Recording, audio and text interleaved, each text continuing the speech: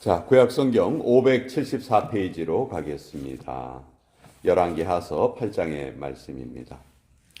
열왕기하서 8장 1절로 6절까지의 말씀. 하나님께서 수냄 여인에게 또 어떤 은혜를 베풀어 주셨는가, 오늘 그 부분을 우리 같이 살펴보도록 하겠습니다. 자, 1절부터 6절까지 우리 같이 읽어가도록 하겠습니다. 시작. 엘리사가 이전에 아들을 다시 살려준 여인에게 이르되, 너는 일어나서 내 가족과 함께 거주할 만한 곳으로 가서 거주하라. 여호와께서 기근을 부르셨으니 그대로 이 땅에 7년 동안 임하리라 하니, 여인이 일어나서 하나님의 사람의 말대로 행하여 그의 가족과 함께 가서 블레셋 사람들의 땅에 7년을 우거하다가 7년이 다함에 여인이 블레셋 사람들의 땅에서 돌아와 자기 집과 전토를 위하여 호소하려 하여 왕에게 나아갔더라. 그때 왕이 하나님의 사람의 사환 게하시와 서로 말하며 이르되, 너는 엘리사가 행한 모든 큰 일을 내게 설명하라 하니, 게하시가 곧 엘리사가 죽은 자를 다시 살린 일을 왕에게 이야기할 때 그 다시 살린 아이의 어머니가 자기 집과 전토를 위하여 왕에게 호소하는지라. 게하시가 이르되, 내 주 왕이여, 이는 그 여인이요 저는 그의 아들이니 곧 엘리사가 다시 살린 자니이다 하니라. 왕이 그 여인에게 물으매 여인이 설명한지라.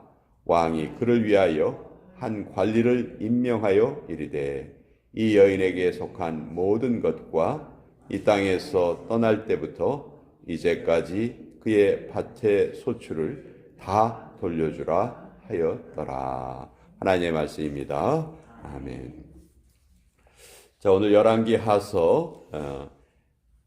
열왕기하서의 주인공이라 할 수 있는 선지자가 이제 엘리사 선지자죠. 자, 엘리사 선지자가 많은 기적을 행했는데요. 엘리사는 자기 스승 엘리야에게 뭘 구했죠? 스승님의 영광의 갑절을 저에게 허락하여 주옵소서. 여기서 갑절이란 말은 이스라엘의 문화 중에서 장자에게 유산을 2배를 줬거든요. 다른 자녀들보다. 그러니까 당신의 선지자 직분의 장자의 권리를 저에게 주십시오. 즉 당신을 잇는 선지자로 저를 인정을 해 주십시오. 그런 뜻이었어요. 그리고 또 엘리야가 네가 만약 끝까지 나의 마지막 모습을 네가 볼 수 있다면 너에게 그런 일이 이루어질 것이다. 그래서 엘리야가 따라오지 말라고 해도 계속 따라가죠. 그렇죠? 그리고 이제 엘리야가 회리바람을 타고 승천하는 모습을 보게 됩니다. 그리고 이제 엘리야가 남긴 겉옷을 엘리사가 가지게 돼요. 그래서 그랬는지 모르지만 실제로 엘리야가 행한 기적은 성경에 7가지가 기록되어 있고요. 엘리사가 행한 기적은 14가지가 기록되어 있습니다. 그러니까 수치적으로 이제 2배 갑절의 영감을 받은 것처럼 그렇게 기록되어 있어요. 자, 성경에 보면 죽었다 살아난 사람들이 7사람이 됩니다. 근데 구약 성경에는 죽은 자를 살린 선지자가 2명이에요. 엘리야와 엘리사, 각각 1명씩 살리고요. 신약 성경에 보면 바울이 1명, 베드로가 1명 살립니다. 그리고 예수님께서 3명을 살리죠. 그래서 총 7명이 살아나는데, 엘리사 선지자가 누구를 살리냐 하면은 이 수냄 여인의 아들을 살려줍니다. 이 수냄 여인이 누구였냐 하면 엘리사가 이렇게 이곳저곳 다니면서 기도도 하러 다니고 또 하나님의 말씀도 전하고 그랬는데, 중간에 머물 그런 숙소를 이 수냄 여인이 제공을 해줬어요. 그러니까 엘리사가 너무 그게 고마운 거예요. 그래서 자기 사환 게하시를 통해서 이 집에 뭔가 좀 내가 도움을 주고 싶은데 무슨 도움을 주면 좋겠냐 이렇게 물어보니까 사환이 말하기를, 이 집에 아들이 없습니다. 자녀가 없습니다. 그 자녀가 있었으면 좋겠습니다. 그래서 엘리야가 그 집에 축복을 합니다. 그 수냄 여인에게 네가 1년 후에 자녀를 얻을 것이다. 그렇게 축복을 하고 엘리야의 축복 그대로 이 여인이 그 아들을 얻게 돼요. 자, 자녀를 못 낳다가 자녀를 낳았어요. 그 기쁨이 어땠을까요? 너무너무 좋았겠죠. 근데 이 아이가, 어린 아이가 갑자기 아이고 머리야 하다가 죽어버려요. 그러니까 이 수냄 여인이, 그때 이제 엘리사는 수냄 여인 집에 있지 않았어요. 다른 곳에 있었는데 이 수냄 여인이 아무 소리 하지 않고 그 엘리사를 찾아갑니다. 찾아갔더니 엘리사가 도대체 왜 왔냐 그랬더니 수냄 여인이 막 엘리사 앞에서 자기의 상황을 이야기를 해요. 내가 언제 아들 달라고 구하기나 했습니까? 당신께서 아들이 있을 거라고 해서 아들을 낳았는데 그 아들을 이렇게 일찍 데려가시면 어떻게 합니까? 그러니까 이제 엘리사가 그 소식을 듣고 직접 엘리사가 찾아가서 그 아이를 살려줬어요. 그래서 엘리사가 그 생명을 구한 이야기가 이제 요 열왕기에 잘 기록이 되어 있습니다. 자, 근데 오늘은 이제 그 다음 이야기예요. 자, 1절에 보시면 엘리사가 이전에 아들을 다시 살려준 여인에게 이르되, 그 수냄 여인에게 엘리사가 한 가지의 은혜를 더 베풀어 줍니다. 그건 뭐냐 하면 앞으로 7년 동안 이 땅에 기근이 있을 것이다. 그러니 이 땅을 피해서 다른 곳에 가 있어야 하겠다. 그 7년 동안 너무너무 힘들 테니 다른 곳으로 가 있어라. 이렇게 이야기를 하는 거죠. 여러분, 이런 명령이, 이 명령이 수냄 여인에게 따르기 쉬운 명령이었을까요? 결코 그렇게 쉬운 명령은 아니었을 겁니다. 자기가 지금까지 잘 살고 있던 고향을 떠나라는 말이에요. 그렇죠? 때때로 하나님의 명령이 합리적이거나 이해가 되지 않는 경우가 많습니다. 꼭 우리에게 이해될 만한 명령을 주시지는 않거든요. 오랫동안 살아오던 그 지역을 떠나서 다른 곳으로 가라는 명령은 순종하기 어렵지요. 그러나 수냄 여인은 이 명령에 순종을 했어요. 자, 아브라함도 마찬가지죠. 아브라함도 너희 본토 친척 아비의 집을 떠나라. 그 아브라함이 살던 곳이요, 지금 우리 표현으로 하면 뉴욕의 아주 중심가였어요. 한국으로 치면 강남 한복판이에요. 근데 거기에서 어디로 갈지도 알지도 못하고 길을 떠나죠. 그러니까 아브라함이 살던 그 모든, 그가 누려왔던 모든 것을 다 버리고 생전 들어보지도 못하고 알지도 못하던 그런 곳으로 떠나라는 그 명령이었어요. 결코 상식적인 명령이 아닙니다. 근데 성경에서의 믿음은 언제 발휘가 되느냐면 바로 이런 순간에 발휘가 되죠. 아브라함도 그 명령에 순종을 했습니다. 또 예수님께서 베드로에게 밤새도록 고기잡이를 했지만 한 마리도 못 잡았던 어부 중에서는 가장 프로 어부잖아요.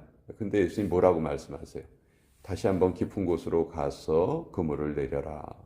지금 거기서 고기를 잡다가 못 잡고 돌아왔어요.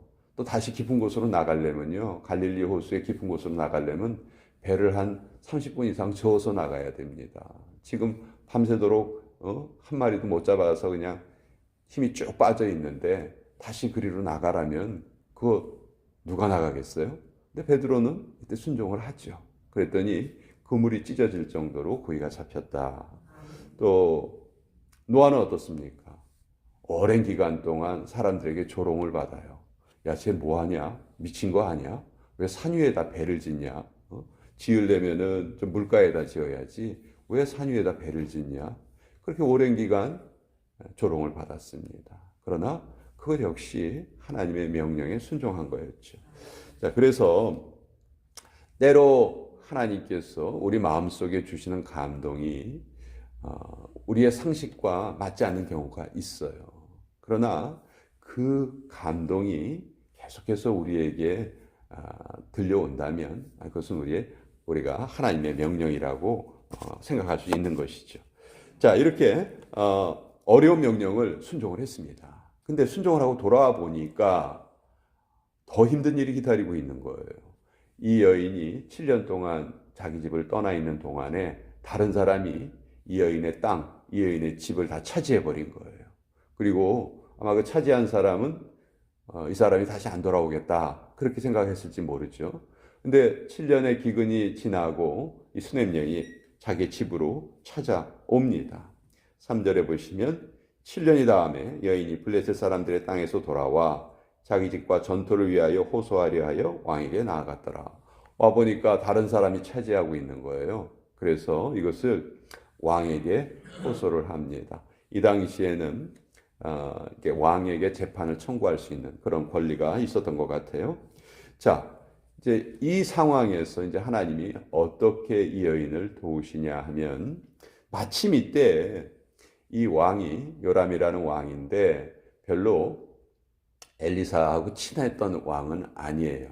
근데 모든 일이 다 엘리사가 예언한 대로 이루어지니까 이 왕도 이 엘리사라는 사람이 궁금한 거예요. 정말 이 사람이 하는 일이 하나님의 능력인가 이게 궁금한 거예요. 그래서 그 엘리사의 사환이었던 게하시와 함께 이야기를 하고 있습니다. 야야 게하시야 이리 와봐. 너 저 엘리사가 행한 일 중에서 좀 나에게 들려줄 이야기가 있으면 좀 해봐라. 그랬더니 게하시가 마침 엘리사의 여러 기적이 있지만 그래도 제일 큰 기적은 뭐겠어요? 죽은 사람을 살렸던 기적이겠죠. 그렇죠? 죽은 사람이 살아난 기적이 제일 큰 기적이라고 할 수 있잖아요. 그래서 그거를 지금 열심히 설명을 하고 있는 거예요. 아, 옛날에 말이죠. 이런 일이 있었어요. 죽었던 아들이 우리 스승께서 그 아들을 살리셨습니다. 이걸 얘기하고 있는데 마침 이 여인이 왕에게 재판을 청구하러 온 거예요. 그러니까 게하시가 딱 그 여인을 보자마자 맞아요. 저 여인이에요. 저 여인의 아들을 우리 스승께서 살리셨다고요. 이렇게 이제 이야기를 합니다. 그래서 5절 뒷부분에 보면 이렇게 돼 있죠. 내 주 왕이여, 이는 그 여인이요. 저는 그의 아들이니 곧 엘리사가 다시 살린 자니이다 하니라. 이런 게하시 하면 별로 이렇게 좋은 이미지는 없죠. 왜냐하면 나만 장군이 찾아왔을 때 나만 장군의 그 문둥병을 엘리사가 고쳐줬어요. 그러니까 나만이 기뻐가지고 예물을 드리려고 합니다. 근데 엘리사가 어떻게 했어요? 아니다. 이건 내 능력으로 한 것이 아니고 지금은 예물 받을 그럴 때가 아니다. 그냥 가지고 가라. 난 이건 받지 않겠다. 이거는 하나님의 능력으로 된 일이니까 나에게 살해할 필요가 없다. 그렇게 돌려보냈어요. 근데 사환 게하시의 입장에서는 그게 너무 아까운 거예요. 아이고, 뭐 좀 달라고 그러면 다 줄 텐데 왜 그거를 안 받고 왜 돌려보내? 아유 아까워라. 그래가지고 지가 쫓아가죠. 나만을 쫓아가요. 그래서 지가 원하는 것을 좀 아이고 잠깐만요. 우리 스승님이요. 그냥 돌아가지 마시고 뭐 요런 게 좀 필요하다고 하는데 그것 좀 주세요. 거짓말이었죠, 그게. 네. 자기가 가지고 싶어서 그렇게 말을 한 거예요. 그랬더니 나아만이 게하시가 요구한 것보다 훨씬 더 많이 줍니다. 그걸 가지고 이제 기분이 좋아서 돌아왔어요. 그리고 싹 숨겨놨어요. 그래서 스승이 물어봅니다. 너 어디 갔다 왔냐? 그냥 여기저기요. 그랬더니 이제 엘리사는 다 알았던 거예요. 그걸 다 알고 지금이 어느 때인데 그렇게 예물을 구할 때냐. 자, 그렇게 이제 네가 잘못된 행동을 했기 때문에 그때 게하시한테 무슨 일이 생기냐면 나아만의 문둥병이 게하시한테 옮겨가요. 나아만이 낳았던 문둥병이 게하시에게 가서 게하시가 문둥병자가 되었다. 그게 이제 열왕기하서 5장에 적혀 있습니다. 근데 지금 8장에는 다시 또 게하시가 등장을 하는 거예요. 그래서 이게 도대체 뭔가 여러분 어떻게 생각하세요? 게하시가 여기 다시 왜 또 등장을 했을까요? 만약 문둥병 황제였다면은 왕 앞에 절대로 갈 수가 없죠. 예. 아마 게하시가 다시 고침을 받았을 것이다. 우린 그렇게 생각을 합니다. 자, 이렇게 아주 이거 어떻게 보면 우리가 생각하기에는 우연이죠. 그렇죠? 그렇지만 하나님의 그 섭리 가운데서 이것은 결코 우연이라고 할 수 없겠죠. 하나님의 역사가 이렇게 나타난 겁니다. 왕은 바로 그 자기가 지금 듣고 있던 그 인물이 자기 눈앞에 나타나니까 이제 그 왕이 이제 은혜를 베풀어 줍니다. 이 여인을 위해서 집과 또 밭을 다 찾아주고 또 7년 동안 다른 사람이 그 밭의 소출을 분명히 가져갔을 테니까 그 소출까지도 다 돌려줘라. 예. 왕이 이렇게 명령을 했으니까 이것은 그대로 시행이 되었겠지요. 그래서 이 선지자를 도왔던 엘리사 선지자를 도왔던 그 수넴 여인에게 계속해서 하나님께서 이러한 은혜를 베풀어 주셨다 하는 것이 여기 이제 오늘 성경 말씀이 우리에게 알려주시는 거예요. 이 열왕기하서 우리가 읽은 요 부분에는 엘리사는 등장하지 않아요. 왕과 게하시만 등장하죠. 그렇지만 실질적으로 이 모든 일의 중심 인물이 엘리사라는 것을 우리는 또 잘 깨닫게 되죠. 자, 오늘 이 말씀 같이 나누어 보았습니다.